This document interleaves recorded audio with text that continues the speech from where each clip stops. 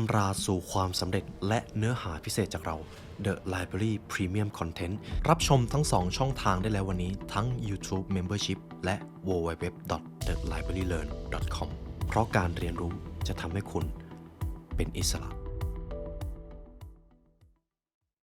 หนังสือที่พูดถึงเรื่องของการบริหารความสัมพันธ์ที่ดีที่สุดในชีวิตของผมยกให้เล่มนี้ครับและเป็นเล่มที่มีอิทธิพลกับคนทั้งโลกด้วย How to Win Friends and Influence People จากเดล คาร์เนกีผมเชื่อว่าคุณผู้ฟังหลายท่านที่ชื่นชอบการอ่านหนังสือนะครับน่าจะเคยได้ยินชื่อเสียงเรียงนามจากหนังสือเล่มนี้มาพอสมควรเหตุผลจริงๆที่หนังสือเล่มนี้ได้ใจคนทั้งโลกก็คือมันเป็นเรื่องของการบริหารความสัมพันธ์ที่มันอาจจะขัดแย้งกับความรู้สึกแต่ไม่ว่าอย่างไรก็ตามเรื่องของความสัมพันธ์ครับบางครั้งเราอาจจะคิดว่ามันต้องเป็นเหตุผลมันอาจจะต้องเป็นตรรกะแต่จริงๆมันเป็นเรื่องของความรู้สึกครับเท่านั้นเลยครับเรื่องของความสัมพันธ์เป็นเรื่องของจิตวิทยามากกว่าเหตุผลฉะนั้นบางทีบางอย่างที่มันเป็นหลักการมากๆหรือมันเป็นแนวทางที่มี1 2 3 4บางทีมันก็ใช้ไม่ได้ผลครับแต่หนังสือเล่มนี้แหละครับพูดออกมาชัดเจนเลยและมันเรียบง่ายคุณผู้ฟังสามารถทำได้ตรงนี้จะเป็นประสบการณ์ส่วนตัวของผมที่ผมมีโอกาสได้เอาบทเรียนการบริหารความสัมพันธ์หลายแขนงมาใช้นะครับผมอยากจะแชร์ให้คุณผู้ฟังตั้งแต่แรกเริ่มการที่ผมเริ่มเรียนเรื่องของความสัมพันธ์นะครับผมใช้ทฤษฎีผมเรียนรู้เรื่องของความเป็นผู้นำเรื่องของการบริหารคนทั้งความเป็นเผด็จการหรือการพิชิตศึกทางใจแต่ไม่ว่าอย่างไรก็ตามครับเครื่องมือที่ได้ผลที่สุดมาจากหนังสือเล่มนี้ครับผมกล้าพูดแบบนั้นเลยและบทเรียนทั้งหมดนั้นผมจะเอามาให้คุณผู้ฟังก่อนอื่นผมต้องขอสารภาพเลยว่าหนังสือเล่มนี้นะครับถ้าคุณผู้ฟังมีโอกาสได้อ่านภาษาอังกฤษเขาจะใช้ภาษาที่สละสลวยมากแต่สิ่งที่มันน่าทึ่งกว่านั้นครับนักแปลคนไทยครับคุณอาสาขอจิตเมธแปลหนังสือแล้วก็เรียบเรียงสำนวนออกมาได้สละสลวยไม่แพ้สำนวนภาษาอังกฤษเลยผมว่านี่คือสิ่งที่ผมภูมิใจมากในการที่ได้อ่านหนังสือเล่มนี้นะครับทีนี้ผมจะมาสรุปเรื่องราวนี้คุณผู้ฟังเข้าใจเกี่ยวกับเรื่องของความสัมพันธ์ครับใครที่มีความสามารถในการเก่งคนหรือมี EQ สามารถบริหารความสัมพันธ์ได้โลกทั้งใบจะอยู่เคียงข้างคนคนนั้นครับไม่ใช่เรื่องเกินจริงเลยหากคุณเก่งงานคุณก็จะได้รับรางวัลคุณจะได้เงินคุณจะได้ผลตอบแทนแต่ถ้าคุณเก่งเรื่องความสัมพันธ์คุณจะได้ปกครองคนที่เก่งงานครับเห็นไหมครับเพียงแค่ความแตกต่างเท่านี้ก็เริ่มเห็นแล้วว่าทำไมความสัมพันธ์จึงเป็นเรื่องที่สำคัญหลังจากนี้แหละครับผมจะเอาบทสรุปมาให้คุณผู้ฟังเกี่ยวกับเรื่องของ How to Win Friends and Influence People และก่อนอื่นนะครับหากคุณผู้ฟังต้องการเนื้อหาที่ลึกซึ้งจากเรื่องของการบริหารความสัมพันธ์และที่สำคัญคือคุณผู้ฟังจะได้มีส่วนร่วมในการสนับสนุนหนังสือที่ทรงพลังที่สุดเล่มหนึ่งของโลกนี้คุณผู้ฟังสามารถซื้อหนังสือเล่มนี้ได้จาก The Library Shop นะครับหรืออาจจะไม่ต้องซื้อกับผมก็ได้ซื้อในร้านขายหนังสือชั้นนำทั่วไปก่อนที่ผมจะพาคุณผู้ฟังไปถึงเครื่องมือในการบริหารความสัมพันธ์ผมจะให้คุณผู้ฟังมาเริ่มตรงนี้ก่อนเพราะมันเป็นเรื่องของความจำเป็นเฟสแรกครับ Fundamental Techniques in Handling People พื้นฐานในการบริหารความสัมพันธ์มันจะมีอยู่3ข้อครับเป็นพื้นฐานเลยมันจะเปรียบเสมือนการที่ผมปูพื้นฐานให้คุณผู้ฟังเตรียมตัวที่จะไปสู่ขั้นแอดวานซ์มากขึ้นผมเชื่อว่าคุณผู้ฟังเป็นนักเรียนรู้ครับแล้วพัฒนาตัวเองอยู่ตลอดเวลาซึ่งผมเชื่อว่าเหตุผลที่ทุกท่านติดตามช่อง The Library นะครับเป็นเพราะเราสรุปคีย์ที่สำคัญของหนังสือ1เล่มมาให้ทุกท่านภายในระยะเวลาไม่กี่นาทีซึ่งแน่นอนครับไม่ว่าทุกท่านจะอ่านเองหรือจะฟังผ่านพอดแคสต์ล้วนก็จะมีประโยชน์ด้วยกันทั้งนั้นแต่แบบไหนที่ง่ายและสะดวกกว่ากันซึ่งเปรียบเสมือนการดูแลสุขภาพสมองเลยครับบางครั้งการที่จะได้รับโอเมก้า3จากปลาบางทีปลาก็มีรสชาติไม่หลากหลายบางท่านก็ไม่ได้ชื่นชอบขนาดนั้นแต่ครับถ้าผมมีทางเลือกหนึ่งมาให้กับทุกท่านครับ Fish Oil Soft Gel ที่มีโอเมก้า3สามารถรับประทานได้ทุกวันครับสะดวกแล้วมีโอเมก้า3ที่เพียงพอสำหรับทุกท่านด้วยแบบนั้นมันจะดีกว่าไหมครับและสำหรับพวกเราครับหนึ่งในทางเลือกที่ดีที่สุดในการดูแลสุขภาพสมองก็คือการรับประทานน้ำมันปลาโอเมก้า3 Norway Daily จากแบรนด์ Quality ครับซึ่งสมองครับต้องใช้ประโยชน์จากกรดไขมันโอเมก้า3ที่มี EPA และ DHA ซึ่งเขาจะบำรุงหรือเพิ่มประสิทธิภาพการทำงานของสมองคุณผู้ฟังที่ใช้ความคิดเยอะใช้สมองหนักเราต่างต้องการเพื่อนร่วมทางที่จะดูแลสุขภาพสมองของเราและ Quality พร้อมที่จะเป็นส่วนหนึ่งในการเดินทางครับ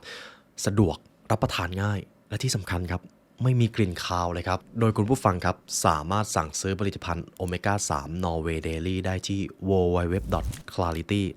asia/the library podcast ครับหรือจะคลิกลิงก์ข้างล่างนี้ก็ได้นะครับทุกท่านสามารถซื้อผลิตภัณฑ์นี้ได้เลยขอให้ Clarity ร่วมเป็นส่วนหนึ่งในการเรียนรู้ของพวกเราครับพื้นฐานข้อแรกนะครับ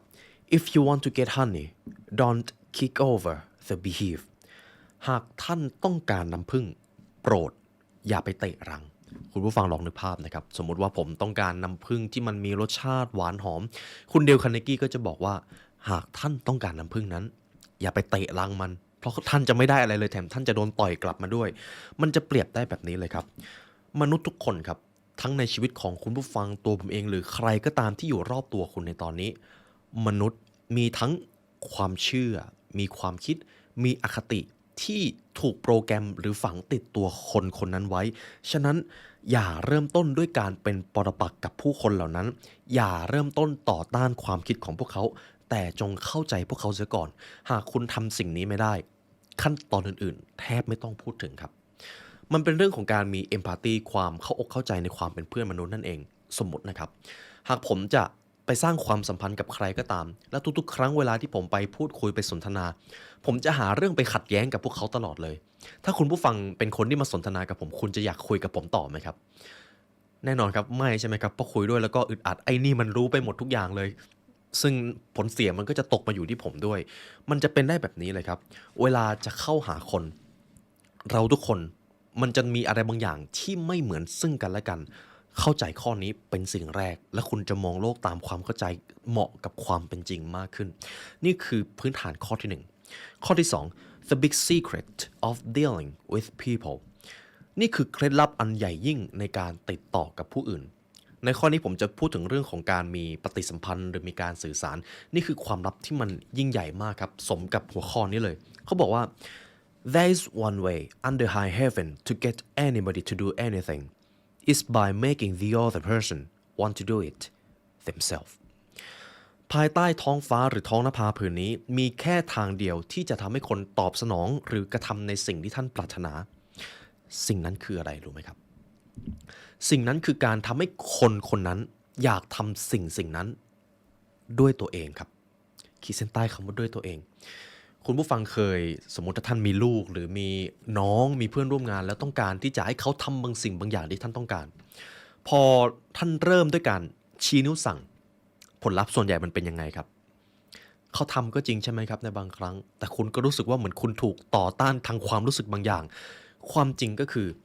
หากเราไม่สามารถโน้มน้าวหรือหวานล้อมให้คนคนนั้นทำในสิ่งที่เราต้องการด้วยตัวเขาเองได้ผลลัพธ์มันจะออกมาไม่ดีครับหรือถ้าหนักหน่อยก็คือเขาจะไม่สนใจคุณเขาจะไม่ทำตามสิ่งที่คุณร้องขอด้วยตรงนี้เป็นพื้นฐานที่สำคัญมากเพราะสุดท้ายแล้วหากเราไม่ได้อยากทำสิ่งใดด้วยความเต็มใจเราก็จะไม่ทำเราก็จะรู้สึกว่าต่อให้ทำไปก็ไม่ได้ทำด้วยใจมันจะเกี่ยวข้องกับคำหนึ่งครับการเป็นคนสำคัญคุณเดลคาร์เนกี้เขาบอกว่าสุดท้ายแล้วมนุษย์ทุกคนต่างปรารถนาอย่างยิ่งที่จะเป็นคนสำคัญครับมันเป็นเรื่องของความรู้สึกเขาบอกเอาไว้แบบนี้เลยว่ามนุษย์นะครับจริงๆแล้วมันจะมีอยู่8อย่างที่เขาต้องการเป็น8อย่างในชีวิตที่ในชีวิตนี้เขาจะต้องได้มันมาให้ได้อย่างที่1คือสุขภาพที่ดีครับแน่นอนครับสุขภาพกายสุขภาพใจที่ดีเราล้วนต้องการใช่ไหมครับเพราะว่ามันเป็นพื้นฐานในการมีชีวิตอย่างที่2อาหารครับอาหารเป็นสิ่งที่หล่อเลี้ยงชีวิตและก็จิตใจของเราถ้าเราไม่มีอาหารอีกหน่อยเราก็อาจจะอยู่ไม่ได้3การนอนหลับหรือการพักผ่อนนั่นเองการนอนหลับก็เป็นอีกสิ่งหนึ่งที่มนุษย์ต้องการครับถ้าเราไม่ได้นอนเราก็อาจจะตายเร็วใช่ไหมครับอย่างที่4คือเงินครับเงินเพื่อที่ว่าจะซื้อความมั่นคงหรือซื้อความสุขในการใช้ชีวิตอย่างที่5ความสุขในอนาคตความสุขในอนาคตอาจจะเป็นความสำเร็จที่ได้นิยามเอาไว้ไม่ว่าจะเป็นอะไรก็ตามเราทุกคนล้วนมีความสำเร็จที่ต้องการอย่างที่6ความสำราญในกามารมณ์หรือความสำราญทางเพศครับเพราะก็ต้องยอมรับว่าสิ่งมีชีวิตทุกชนิดล้วนแล้วต้องการที่จะขยายเผ่าพันธุ์มันก็เกี่ยวข้องกับเรื่องของกามารมณ์อย่างที่7ครับลูกของคนเหล่านั้นได้รับความสุขสวัสดีหากคุณผู้ฟังมีลูกก็อยากให้ลูกประสบความสำเร็จอยากให้ลูกมีความสุขและอย่างที่8เนี่ยแหละครับความรู้สึกของการเป็นคนสำคัญนี่ก็เป็นอีกสิ่งหนึ่งที่มนุษย์ทุกคนต้องการครับมนุษย์ปุถุชนทุกคนเลยคุณเดลนากี้เขาจึงพยายามเน้นย้ำให้คุณเข้าใจสิ่งนี้หากคุณต้องการสร้างความสัมพันธ์ที่ลึกซึ้งกับใคร คุณแทบจะไม่จำเป็นต้องทำให้เขามารู้สึกดีกับคุณแต่คุณจำเป็นอย่างยิ่งที่จะต้องทำให้เขารู้สึกว่าเขาเป็นคนสำคัญและหลังจากนั้นเขาจะรู้สึกดีกับตัวเองและหลังจากนั้นเขาจะรู้สึกดีกับคุณโดยที่คุณไม่ต้องอวดอ้างสรรพคุณของตัวเองเลยมหัศจรรย์ไหมครับคือทีนี้เรามาลองมองอีกมุมหนึ่งถ้ามองในเรื่องของเหตุผลหรือตรรกะถ้าเราอยากจะให้ใครชอบเราเราก็จะต้องโฆษณาจะต้องอวดอ้างสรรพคุณของเรามันก็ดูเป็นเหตุผลดีใช่ไหมครับแต่จำได้ไหมครับในตอนแรกเรื่องของความสัมพันธ์มันไม่ใช่เรื่องของเหตุผลมันเป็นเรื่องของความรู้สึกและจิตวิทยาตรงนี้แหละครับจึงเป็นเหตุผลที่ว่าทำไมคุณถึงต้องเริ่มต้นด้วยการทำให้คนคนนั้นรู้สึกดีกับตัวเองเสียก่อนข้อที่3ครับ he who can do this the whole world will be with him he who cannot walks a lonely way หากคุณเข้าใจสิ่งนี้โลกทั้งใบจะอยู่ข้างคุณแต่ถ้าหากคุณทำสิ่งนี้ไม่ได้คุณจะต้องเดินบนโลกนี้อย่างเดียวได้ครับสิ่งนั้นคืออะไรผมชอบสิ่งหนึ่งที่คุณเดลคาร์เนกี้เขาได้เรียบเรียงออกมานะครับผมอยากให้คุณผู้ฟังลองคิดภาพว่าคุณไปตกปลาตัวคุณผู้ฟังเป็นคนชอบกินสตรอเบอรี่มากโดยเฉพาะเอาไปจิ้มกับเขาเรียกว่าน้ำตาลพริกหรืออะไรสักอย่างนี่แหละครับมันอร่อยมากเลยคุณชอบสตรอเบอรี่ใช่ไหมครับแต่ทีนี้ครับสมมุติว่าคุณจะไปตกปลาถ้าคุณเอาสตรอเบอรี่ที่คุณชอบไปทำเป็นเหยื่อคุณว่าปลาจะกินไหมครับก็อาจจะไม่ค่อยกินใช่ไหมครับเพราะปลามันชอบอะไรครับปลามันชอบไส้เดือนใช่ไหมครับผมว่าสิ่งนี้เราทุกคนต่างเข้าใจกันดีคุณเดลคาร์เนกี้เขาก็ถามต่อสิ่งนี้คือสิ่งที่พวกคุณทุกคนเข้าใจแล้วทำไมคุณถึงไม่เข้าใจในการไปปฏิสัมพันธ์กับมนุษย์ล่ะมนุษย์ต่างมีความชื่นชอบต่างมีความปรารถนาที่แตกต่างกันสิ่งใดที่คุณชอบก็ใช่ว่าสิ่งนั้นคนคนนั้นจะชอบเหมือนคุณด้วยหากคุณไม่เข้าใจสิ่งนี้คุณก็จะต้องเดินอย่างโดดเดี่ยวไม่ต่างกับหัวข้อแรกที่ผมได้พูดเลยครับเขาบอกว่าไม่ว่าจะเป็นการสื่อสารการเจรจาหรือการแลกเปลี่ยนสิ่งใดๆวิธีที่จะทำให้คุณอยู่เหนือความสัมพันธ์และมีแนวโน้มที่จะได้ใจมาก็คือการศึกษาความปรารถนาของอีกฝ่ายครับยกตัวอย่างนะครับสมมุติผมจะไปเจรจาทางธุรกิจละกันผมว่าตัวอย่างนี้มันเป็นตัวอย่างที่ชัดสิ่งที่ผมจะทำก็คือผมจะหาข่าวก่อนว่าคนคนนั้นชอบอะไรชอบพูดคุยเรื่องอะไรมีรสนิยมแบบไหนชอบกินอะไรใช้วิถีชีวิตคร่าวๆเป็นแบบไหนหรือมีความฝันอะไรบ้างที่เขาเคยได้พูดออกสื่อและผมก็พยายามไปหาข้อมูลเหล่านั้นมันทำให้ผมได้รู้จักเขาโดยที่ยังไม่ต้องไปเจอหน้าเขาแล้วทีนี้พอผมได้ไปเจอหน้าเขาโดยที่มีข้อมูลมามากพอแล้วได้เปรียบครับมันได้เปรียบในการเจรจาเพราะผมใส่ใจในสิ่งที่เขาสนใจและถ้าคุณผู้ฟังเป็นคนคนนั้นคุณจะไม่ชอบผมได้อย่างไรจริงไหมครับเพราะผมสนใจในสิ่งที่คุณชอบเลยนะผมหาข่าวผมทุ่มแรงทุ่มเวลาเพื่อศึกษาคุณเลยนะเห็นไหมครับนี่คือข้อที่3หากคุณทำสิ่งนี้ได้โลกทั้งใบจะอยู่ข้างคุณต่อไปครับเราจะจบเฟสที่3ข้อนี้คือ fundamental หรือพื้นฐานการสร้างความสัมพันธ์ข้อที่2 six ways to make people like you นี่คือ6แนวทางที่จะทำให้ผู้คนชื่นชอบท่านผมกล้าบอกเลยว่าแค่6ข้อนี้คุณแทบจะไม่ต้องไปศึกษาเรื่องอื่นเลยครับเท่านี้ก็เพียงพอแล้วที่จะทำให้คุณอยู่เหนือในความสัมพันธ์สามารถสร้างความสนใจหรือดึงดูดการชื่นชอบจากผู้อื่นได้เรามาเริ่มที่ข้อที่1กันข้อที่1 become genuinely interest other first ไม่ว่าจะเป็นอย่างไรก็ตามจงเริ่มต้นด้วยการใส่ใจผู้อื่นก่อนตัวเองเสมอครับเสมอครับย้ำอีกครั้งนะครับเสมอครับใส่ใจผู้อื่นก่อนตนอย่างไรสมมุติถ้าคุณผู้ฟังจะไปเริ่มต้นมีปฏิสัมพันธ์กับใครหรือต้องการสร้างความสัมพันธ์การใส่ใจผู้อื่นก่อนตนหมายถึงการใส่ใจรายละเอียดเล็กๆน้อยๆมากกว่าที่จะมาสนใจผลประโยชน์หรือความสนใจในตัวคุณเองเพราะถ้าคุณเข้าใจสิ่งนี้มันจะเกี่ยวโยงกับจิตวิทยาความชื่นชอบของมนุษย์เราทุกคนต่างล้วนแล้วรู้สึกดีกับคนที่เราเชื่อใจใช่ไหมครับและถ้าหากคุณเริ่มต้นสร้างความสัมพันธ์ด้วยการใส่ใจพวกเขาก่อนคุณอาจจะจำวันเกิดเขาได้คุณอาจจะจำครอบครัวของเขาได้บ้างว่าลูกของเขาเป็นอย่างไรบ้างคุณพ่อคุณแม่สุขภาพเป็นอย่างไรบ้างหรือคุณรู้ว่าเขาชื่นชอบอะไรคุณก็อาจจะซื้อของฝากหรือถามว่าช่วงเวลานี้ได้ใช้เวลากับสิ่งที่เขาชื่นชอบบ้างหรือไม่เห็นอะไรไหมครับคุณแทบจะไม่ได้พูดถึงเรื่องของตัวเองเลยคุณเริ่มต้นด้วยการพูดในเรื่องที่อีกฝ่ายใส่ใจและเท่านั้นแหละครับหากคนคนนั้นเป็นคนที่คุณต้องการให้เขามีความสำคัญในชีวิตวิธีนี้จะเป็นวิธีแรกเริ่มที่ทรงพลังมากที่สุด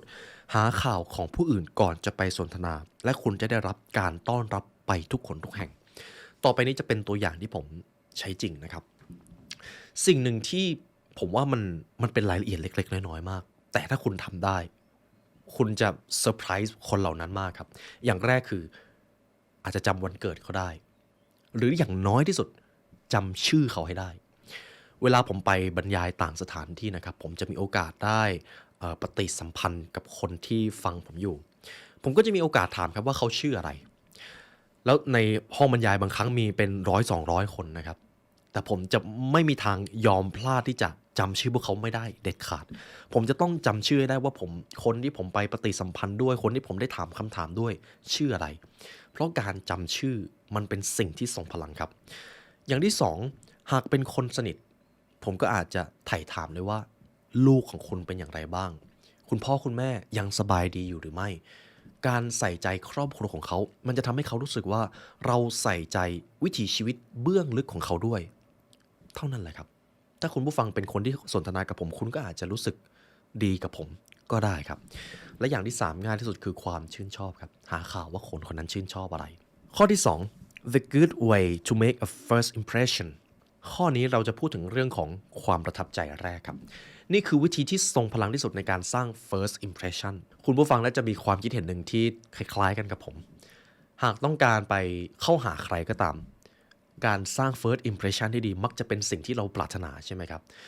หาก first impression มันแย่หลังจากนั้นมันจะยากมากในการที่จะกู้คืนมา เพราะมันเป็นเรื่องของจิตวิทยามนุษย์เช่นเดิม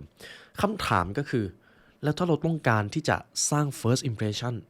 ต้องรู้อะไรบ้าง หรือถ้าต้องการวิธีที่ง่ายที่สุดทำยังไง คุณผู้ฟังลองทายดูครับ หนังสือเล่มนี้เขียนว่าอย่างไร หากคุณต้องการจะไปเข้าหาคนแวบแรกที่คุณต้องการทำให้เขารู้สึกดี คุณจะใช้วิธีอะไรกัน ลองคอมเมนต์มาได้นะครับ สำหรับหนังสือเล่มนี้ครับเขาบอกคำเดียวครับ smile ยิ้มครับ ยิ้มคำว่ายิ้มในที่นี้คือคุณผู้ฟังน่าจะแยกออกระหว่างการยิ้มด้วยความตั้งใจกับการยิ้มแล้วก็รู้สึกว่ามันเป็นความรู้สึกแปลกๆในทางประเทศญี่ปุ่นนะครับเขามีโรงเรียนหรือสถาบันที่สอนให้คนมาฝึกยิ้มเลยเพราะมันสำคัญมากการยิ้มครับมันจะทำให้คุณสามารถเชื่อมต่อความเชื่อใจระหว่างกันและกันได้คือการยิ้มในที่นี้ก็จะมีความพอเหมาะพอดีอยู่แต่ง่ายๆที่สุดนะครับเริ่มต้นด้วยการยิ้มก่อน เวลาผมไปบรรยายนอกสถานที่เวลาผมไปเจอคนผมก็จะมีการยิ้มเล็กๆน้อยๆครับเขาบอกว่าการยิ้มเป็นการสร้างความรู้สึกเชื่อใจโดยที่คุณไม่ต้องเสียเงินสักเซนเดียวแต่คุณได้ประโยชน์มหาศาลจากการยิ้มครับดังนั้นยิ้มครับถ้าคุณผู้ฟังเป็นคนที่ไม่ค่อยมั่นใจตัวเองเวลายิ้มฝึกได้ครับอันนี้ฝึกได้ยิ้มอย่างไรก็ได้ให้ตามันจะเรียกว่ายังไงดี เรียกให้ตามันเกิดรอยย่นเล็กน้อยครับเล็กน้อยแต่ถ้ายิ้มเยอะเกินไปมันก็อาจจะเกิดความรู้สึกประหม่าได้นั่นเองข้อที่3 if you can't do this you are headed for trouble หากคุณไม่ทำสิ่งนี้คุณจะพบเจอแต่ปัญหาสิ่งนั้นคืออะไรรู้ไหมครับสิ่งนี้ผมได้บอกไปแล้วในตอนแรกนะครับชื่อคนครับเขาบอกไว้แบบนี้เลยครับถ้าคุณทำสิ่งนี้ไม่ได้ชีวิตคุณจะเจอแต่ปัญหาการจำชื่อคนครับการจำชื่อคนคุณผู้ฟังเชื่อไหมครับว่าเสียงที่เพราะที่สุดในชีวิตของทั้งตัวท่านและตัวผมคือชื่อของตัวเราเองชื่อของเราครับเขาบอกว่านักธุรกิจที่ประสบความสำเร็จนะครับคุณเดลคาร์เนกีเขาเล่าประสบการณ์ของเขาไว้เขาไปถามนักธุรกิจว่าอะไรคือสิ่งที่ทำให้คุณสามารถพิชิตใจคนที่มาทำงานกับคุณได้คุณมีความสามารถในการบริหารธุรกิจมากเลยสินะนักธุรกิจคนนั้นก็ตอบว่าเปล่าเลย ผมแค่จำชื่อคนเก่ง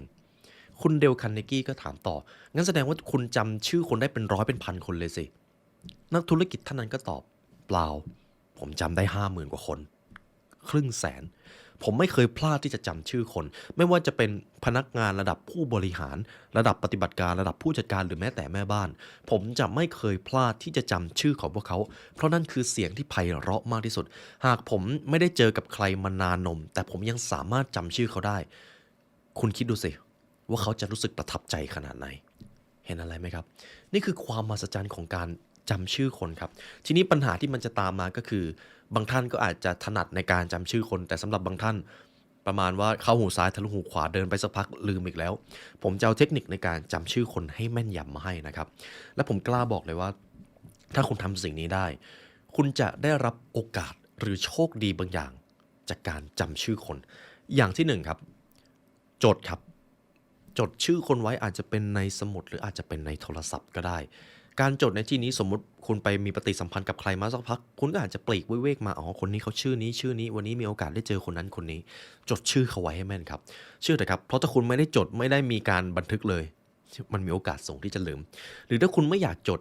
คุณอยากจะจำชื่อเขาไว้ได้ตั้งแต่ตอนนั้นเลยข้อที่สองเรียกชื่อเขาบ่อยๆในการสนทนาครับ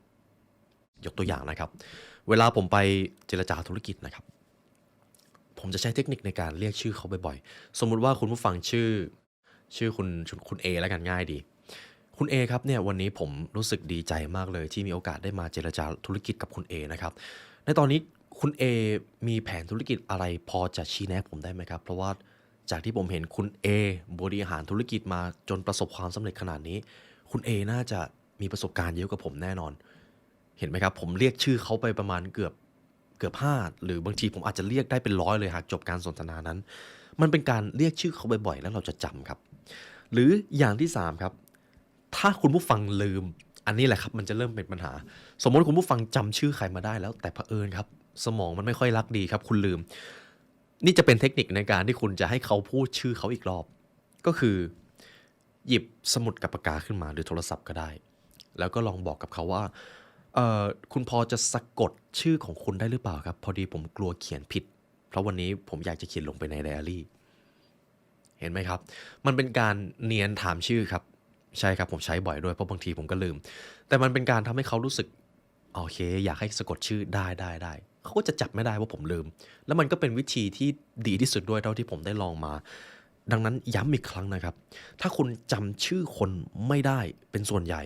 ชีวิตคุณจะเจอแต่ปัญหา เพราะอีกฝ่ายจะรู้สึกเลยว่า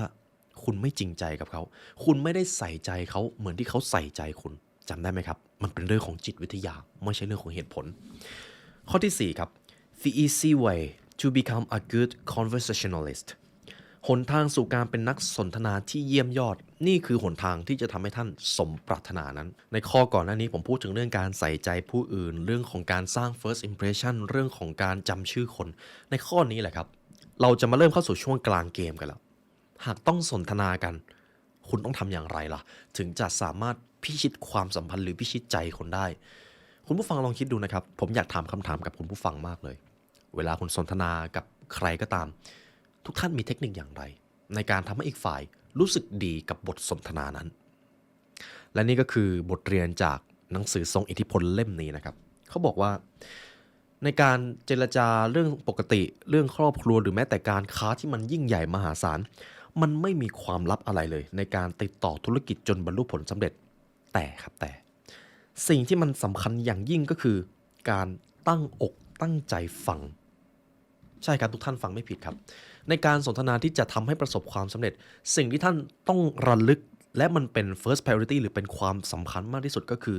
การตั้งอกตั้งใจฟังก่อนไม่มีอะไรมากไปกว่านั้นครับเพราะอะไรทำไมการฟังมันถึงสำคัญคุณผู้ฟังผมเชื่อว่าหลายท่านน่าจะเจอในประสบการณ์ชีวิตของตัวเองหากเรามองไปในความสัมพันธ์รอบตัวหรือคนที่เราเคยมีปฏิสัมพันธ์ด้วยคนพูดเก่งมีเยอะมากครับคนพูดมากนี่ยิ่งมีเยอะเลยแต่คนที่จะฟังสิ่งที่คุณพูดจริงๆหายากมากจริงไหมครับหายากมากจริงๆไม่เชื่อลองดูเพื่อนร่วมงานหรือคนรอบตัวของคุณก็ได้ครับจะมีไม่กี่คนที่เวลาคุณพูดอะไรแล้วเขาจะไม่ขัดเลยนั่นแหละครับคือคีย์ที่สำคัญในการสร้างบทสนทนาที่ดีเพราะหากคุณผู้ฟังเป็นนักฟังที่ดีคุณจะทำให้คนอีกคนหนึ่งรู้สึกดีกับบทสนทนานั้นโดยที่คุณแทบจะไม่ต้องพูดอะไรเลยเพียงแค่การฟังกับการตั้งคำถามคุณจะตั้งคำถามได้ดีหรือไม่นั้นก็ขึ้นอยู่กับว่าก่อนหน้านั้นคุณได้ฟังสิ่งที่อีกฝ่ายพูดหรือไม่และคุณจะฟังสิ่งที่อีกฝ่ายพูดหรือไม่ก็ขึ้นอยู่กับว่าคุณได้ใส่ใจเขาก่อนหรือไม่ตรงนี้แหละครับสำคัญมากดังนั้นไม่มีความลับอะไรเลยในการสร้างบทสนทนาที่ดีแต่เริ่มต้นด้วยการฟังเสียก่อนแล้วบทสนทนานั้นจะเป็นบทสนทนาที่ล้ำค่ามากที่สุดต่อผู้ที่มาพูดคุยกับท่านต่อไปนี้จะเป็นประสบการณ์ส่วนตัวของผมที่ผมอยากจะนำมาเล่าให้คุณผู้ฟังนะครับในช่วงประมาณเดือน2 เดือนที่แล้วผมมีโอกาสได้ไปคุยเรื่องธุรกิจแล้วก็การร่วมงานทางการค้าแต่ผมเจอปัญหาอย่างหนึ่งผมไปเจอพนักงานขายท่านหนึ่งครับ เป็นพนักงานขายที่รู้เรื่องผลิตภัณฑ์รู้รายละเอียดของเขาดีมากเลยซึ่งผมยังทึ่งเลยว่าเขาจำได้อย่างไรเพราะว่าข้อมูลมันเยอะมากแต่มันติดอยู่อย่างเดียวครับพนักงานขายคนนั้นเป็นคนที่เก่งเป็นคนที่สามารถพูดให้แรงบันดาลใจผมได้แต่เวลาผมจะพูดเท่านั้นแหละครับเขาไม่เคยปล่อยให้ผมพูดจบเลยแล้วทุกท่านลองคิดดูนะครับจากความพยายามของพนักงานขายคนนั้นที่อุตส่าห์เตรียมข้อมูลเตรียมบทพูดมาอย่างดีแต่มาผิดพลาดตอนที่ว่าเวลาผมหรือทีมงานพูดอะไรไปเขาจะขัดมาก่อนจนสุดท้ายแน่นอนครับดีลนั้นก็ไม่ประสบความสำเร็จเพราะมันทำให้ตัวผมเองรู้สึกว่าเขาไม่ได้น่าไว้ใจขนาดนั้นเพราะสิ่งนี้ครับเพราะผมเองก็เป็นมนุษย์คนหนึ่งผมก็จะมีเรื่องของจิตวิทยาการอ่านใจคนอยู่แค่แบบผิวเผินครับไม่ได้ลึกอะไรและผมก็เป็นคนธรรมดาด้วยฉะนั้นมันทำให้ผมรับรู้เลยว่าคุณอาจจะไม่จำเป็นจะต้องเป็นคนที่พูดเก่งที่สุดพูดเก่งเป็นเรื่องดีครับเข้าใจในสิ่งที่พูดก็เป็นเรื่องที่ดีแต่ถ้าคุณยังไม่สามารถฟังใครสักคนพูดจนจบประโยคได้สิ่งที่คุณได้เตรียมพูดมาแทบจะเป็นศูนย์เลยครับฉะนั้นนี่คือความสัมพันธ์ของข้อที่4นะครับต่อไปจะเป็นข้อที่5 how to interest people ทำอย่างไรที่จะทำให้ผู้อื่นสนใจในตัวท่านข้อนี้เขาบอกเลยว่านี่คือหนทางที่จะทำให้ผู้คนสนใจในสิ่งที่คุณเป็นหรือสิ่งที่คุณกระทำผมจะยกตัวอย่างหนึ่งให้คุณผู้ฟังลองนึกถึงผู้ชายท่านนี้นะครับทีโอดอร์ รูสเวลต์ครับทีโอดอร์ รูสเวลต์ครับเป็นอดีตประธานาธิบดีของสหรัฐอเมริกาในยุคนั้นทีโอดอร์ รูสเวลต์ครับขึ้นชื่อว่าเป็นบุคคลที่มีศิลปะการมัดใจคนที่เป็นเลิศมากๆครับเป็นเลิศเลยแต่ครั้งหนึ่งเขาก็เลยไปถามครับตอนนั้นคุณเดลคาร์เนกีก็ไปศึกษาเรื่องของคุณทีโอดอร์ รูสเวลต์เขาบอกว่าจริงๆแล้วเนี่ยทีโอดอร์ รูสเวลต์ที่เขามีความสามารถในการมัดใจคนจนทำให้คนทั้งประเทศเชิดชูจนเขากลายเป็นประธานาธิบดีเทคนิคหรือแนวทางของเขาก็คือหากคุณสังเกตดีๆทุกๆครั้งไม่ว่าทีโอดอร์ รูสเวลต์จะไปพูดคุยกับใครไม่ว่าจะเป็นคาวบอยนักขี่ม้าพยศนักการเมืองหรือนักการทูตทีโอดอร์ รูสเวลต์ครับจะรู้อยู่เสมอว่าควรสนทนาในเรื่องอะไรใช่ครับเขารู้ว่าในแต่ละคนมีความชอบไม่เหมือนกันแต่ละคนมีภูมิหลังไม่เหมือนกันการจะสนทนาก็บทสนทนามันจะเหมือนกันไม่ได้สมมุติคุณผู้ฟังชอบเรื่องรถแล้วอยู่ดีๆผมไปสนทนาเรื่องของม้ามันก็ดูไม่สมเหตุสมผลใช่ไหมครับแต่ถ้าหากผมเห็นแล้วว่าคุณผู้ฟังชอบรถโอเคผมจะเริ่มไปหาข้อมูลในห้องใต้หลังคาในสมองของผมแล้วว่าผมพอจะมีอะไรที่เกี่ยวกับเรื่องรถที่พอจะสนทนากับคุณได้บ้างหากคุณผู้ฟังเป็นคนชอบดื่มโอ้อันนี้ถนัดผมเลยครับผมก็อาจจะศึกษาว่ามีเหล้าแบรนด์อะไรบ้างที่ผมพอจะเอาไปสนทนาได้ผมพอจะตั้งคำถามได้อย่างไรว่าคุณชอบดื่มเหล้าแบรนด์ไหนคุณชอบเข้าร้านอาหารประเภทไหนอะไรทำให้คุณสนใจในการปาร์ตี้ตอนกลางคืนเห็นไหมครับบทสนทนามันแทบจะคนละเรื่องเลยอยู่ที่ว่าคุณได้ศึกษาคนคนนั้นมากพอหรือไม่จริงๆแค่ศึกษาบางหัวข้อคุณก็พอจะรู้แล้วครับว่าควรจะถามเรื่องอะไรผมเลยได้บทสรุปจากหัวข้อนี้ครับเหตุผลที่ทีโอดอร์ รูสเวลต์สามารถประสบความสำเร็จในการมัดใจคนเหตุผลเป็นเพราะเขารู้ว่าหนทางที่จะสนทนาให้คนพึงพอใจมากที่สุดคือการสนทนาในสิ่งที่มีค่าสูงส่งสำหรับพวกเขาครับ